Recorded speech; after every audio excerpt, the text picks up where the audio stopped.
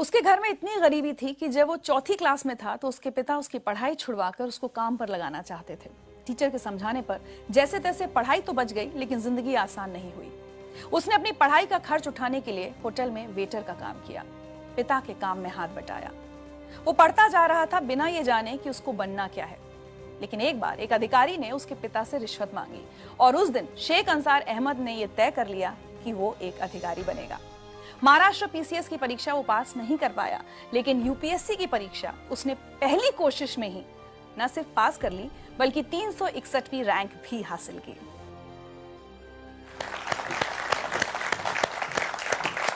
बहुत बहुत बहुत स्वागत है आपका जिंदगी लाइव में। मुझे बहुत अच्छा लग रहा है इतने यंग ऑफिसर को अपने सामने देखकर। चाहूंगी कि आप सबको बताएं कि किस उम्र में आपने यूपीएससी की परीक्षा क्लियर की है। मैं 21 साल का था तब मेरा रिजल्ट आया था। 21 साल की उम्र में मैंने एग्जाम क्लियर की थी। And you been one of the youngest? जी। वाह।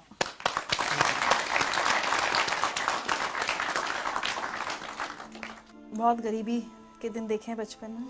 जी हाँ, बिल्कुल, क्योंकि मेरे पिताजी जैसा एक ऑटो रिक्शा ड्राइवर थे और जो बीपीएल फैमिलीज होती है, बिलो पॉवर्टी लाइन, जो घर आपने देखा अभी, वो घर भी हमें उसी के तहत मिला था। तो एक बिलो पॉवर्टी लाइन की फैमिली में मैं पैदा हुआ था। अच्छा, ये क्या हालात बन गए थे कि आपके फादर को स्कूल जाकर ये कहना पड़ा कि मैं इसको नहीं पढ़ा पाऊंगा? मेरे पिताजी को किसी ने बताया कि इसको पढ़ा के कौन सी नौकरी लगनी है, सरकारी नौकरियां नहीं है और हमारी कम्युनिटी के लोगों को नौकरियां नहीं मिलती, कोई नौकरी नहीं देता, उससे इसको पढ़ा के कोई मतलब नहीं है, आप इसी किसी काम को लगा दीजिए, घर में 2 पैसे आ जाएंगे। एक मैसेज सुनवाते हैं आपको। जब उसके पिताजी स्कूल में आए तो वो बोले उसका नाम निकालने का है, अब वो उसको स्कूल में नहीं रखने का। फिर मैंने बोला क्या करेंगे फिर उसका, वो क्या करेगा? तो उसको कुछ तो भी काम धंधा दे के काम करेगा। तो मैंने बोला ये अच्छा नहीं, और वो जहाँ तक पढ़ना चाहे उसको पढ़ने। इन्हीं की वजह से एक्चुअली मैं आज यहाँ तक पहुँचा हूँ। अगर ये मेरे पिताजी को नहीं बताते तो शायद मैं कहीं रिक्शा चला रहा होता। आपकी अम्मी भी खेत में मजदूरी करती थी घर का खर्च चलाने के लिए? जी हाँ, बिल्कुल। घर का खर्च, और मैं जब पुणे में पढ़ाई कर रहा था तो मेरा भाई भी मुझे पैसे भेज दिया करता था, लेकिन पैसे कभी कभी कम पड़ जाते थे। तो मेरी अम्मी खेत में काम करती थी, लैंड लेबर, तो वो भी उसकी जो कुछ सेविंग होती थी वो मुझे भेज देती थी। चलिए आपके लिए एक और मैसेज। पर आंसर ने पहले पास से रात का भी चिड़चिड़ाक लगा के पढ़ाई करता गया। सो जा बोले होंगे तो नहीं तुम सो जाओ, दिन कभी कभी दिन निकल जाना उसको। जो पहले पास से पहली से एक नंबर 1 आते गया तो आखिर तक नंबर 1 ही आया उसका। उसकी पढ़ाई को हमने कोई कमी नहीं आने दी, घर का परिस्थिति बताई नहीं हमने उसको कभी।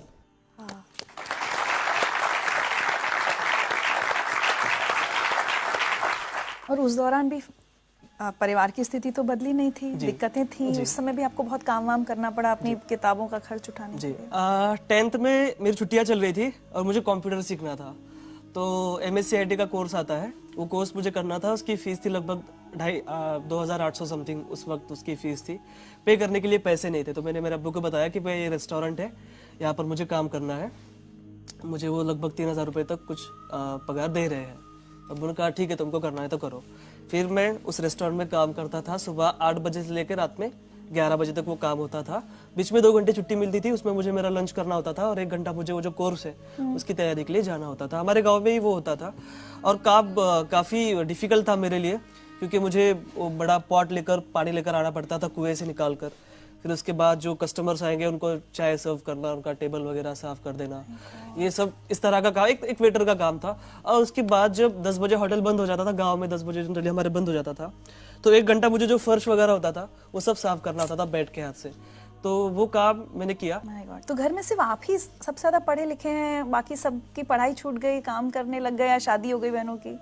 जी, घर में नहीं, पूरी जनरेशन का मैं फर्स्ट ग्रेजुएट हूँ। हमारे पूरी जनरेशन में कोई पढ़ा नहीं है, तो घर का मैं अकेला ही सबसे ज़्यादा पढ़ा लिखा हूँ। और बाकी के जो बहनों की शादी हो गई थी जल्दी, और भाई जब 5th स्टैंडर्ड में था तब से वो मेरे माँ बाप के पास काम करता था।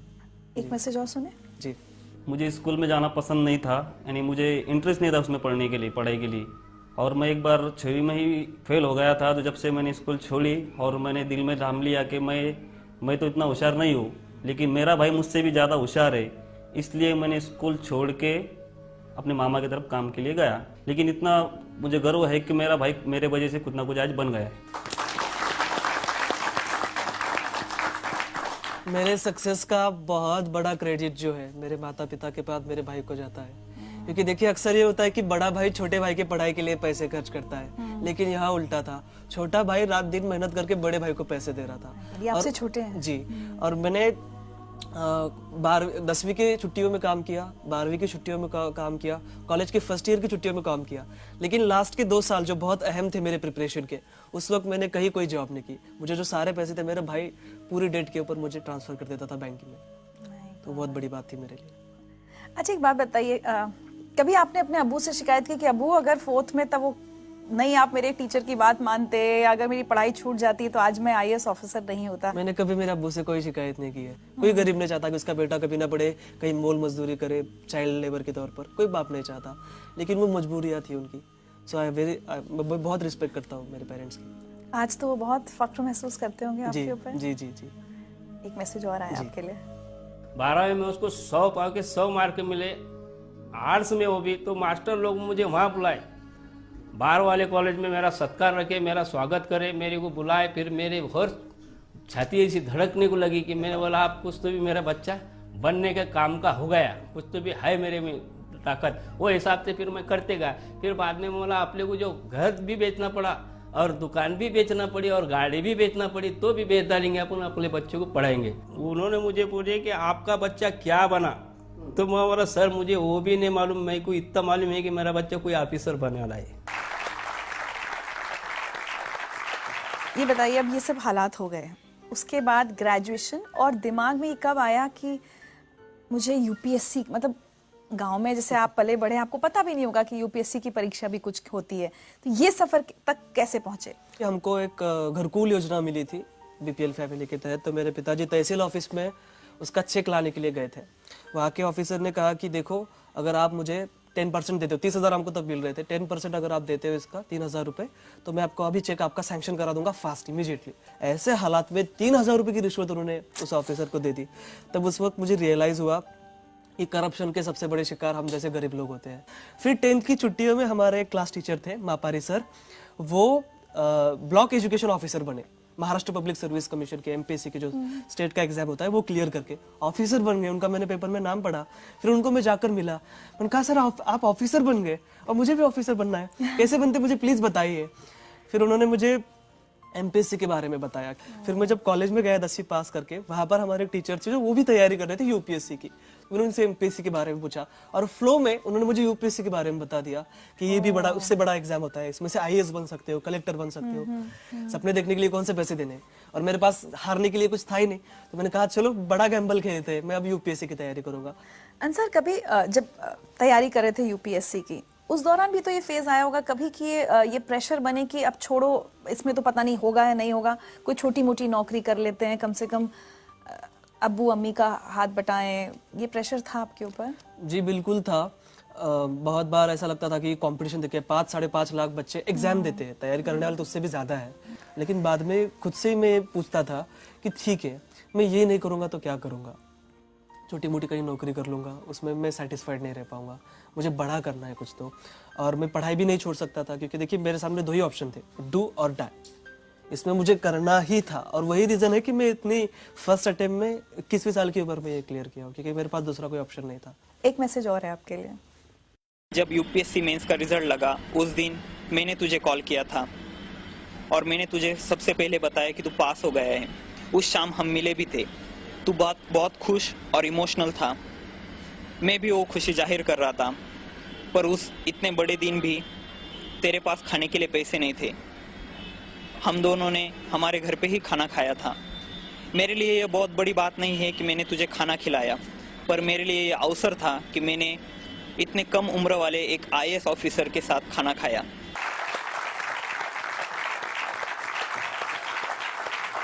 19 फरवरी के दिन मैं लाइब्रेरी में बैठा पढ़ाई कर रहा था और मुझे इसका फ़ोन आया। मैंने कहा अंसार UPSC का रिजल्ट आ गया। मैंने कहा माय गॉड, मेरे वहाँ पर हार्ट बीट्स बढ़ गए, मैं समझ में नहीं आ रहा था मैं क्या करूँ। उसने कहा तेरा रोल नंबर बता, मैंने कहा ले लो भाई। मैंने उसको मेरा रोल नंबर भेजा और उसने मुझे कॉल करके बताया कि कॉन्ग्रेचुलेशन, तुम पास हो गए हो। मैं आपको बता नहीं सकता कि वो खुशी क्या थी। मुझे ऐसा लग रहा था कि मैं सातवें आसमान पर हूँ, मेरे पैर जमीन पर ही थे, लेकिन मैं बहुत ज़्यादा खुश था। उस दिन शिव जयंती थी, पूना में नगाड़े बज रहे थे और मुझे ऐसा लग रहा था कि ये मेरे जीत के लिए बज रहे हैं। शिव जयंती के दिन मुझे ऐसा लग रहा था कि मुझे गिफ्ट मिल गया हो कोई। मैं बहुत खुश था।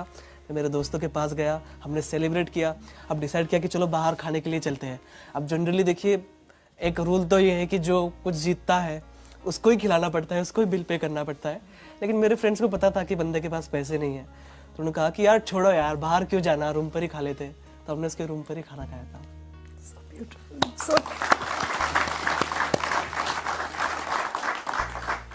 मेरे पास सच्ची आज शब्द नहीं, आपकी बातें सुनकर कि इतनी खुशी हो रही है कि एक बच्चा कहाँ से कहाँ पहुँचा है और अब जल्द ही आपकी नौकरी की शुरुआत होने वाली है। आपको लगता है अंसार, आप जहाँ से आए हैं, आपका जो बैकग्राउंड है, क्या वो आपको एक अलग ऑफिसर बनाएंगी? मैं ये सोचता हूँ कि मेरे लाइफ में मैंने जो फेस किया है वो किसी और को फेस ना करना पड़े। तो जाहिर सी बात है कि मैं एक अच्छा ऑफिसर बन पाऊंगा। मेरे साथ वो मोटिवेशन रहेगा। जब भी मैं किसी बच्चे को कोई काम करते हुए देखूंगा तो मुझे वो फील आएगा कि कुछ साल पहले मैं भी ऐसा काम कर रहा था और मुझे बहुत बुरा लगता था जब मैं किसी को चाय सर्व करता था या किसी का टेबल साफ करता था। तो वो फीलिंग आएंगी और मैं उसके लिए काम करूँगा। तो मुझे लगता है कि मैं एक अच्छा ऑफिसर बन पाऊंगा just because of my background. आज अगर पीछे मुड़ के देखते हैं और अपनी जिंदगी की कोई एक चीज बदलना चाहें तो क्या होगा? मेरी जिंदगी की, मैं चाहूंगा कि मेरा बचपन फिर से आ जाए और मेरे पिताजी उसमें IAS हो। सो जास मुझे तो जब मुझे कोई यूनिफॉर्म ना मिला हो या कोई किताब ना मिली हो तो वो मुझे मिल जाए। कोई एक मैसेज जो आप सब लोगों को, और सिर्फ जो यहाँ बैठे हैं वो नहीं, जो बहुत सारे लोग टेलीविजन पर आपको देख रहे हैं और उसमें से बहुत सारे IAS की तैयारी कर रहे होंगे, उनको क्या मैसेज देना चाहेंगे? जी, मैं उनको यही मैसेज देना चाहूँगा, एक रिक्शा चलाने वाले का लड़का अगर IAS बन सकता है, जिसने अपनी लाइफ में सारे ऑड्स देखे हो, तो मुझे ऐसा लगता है कि हमारे देश का कोई भी बच्चा, और गरीब से गरीब बच्चा भी, और किसी भी मजहब का बच्चा IAS बन सकता है। आप सभी को मेरी बहुत बहुत शुभकामनाएं। वाह।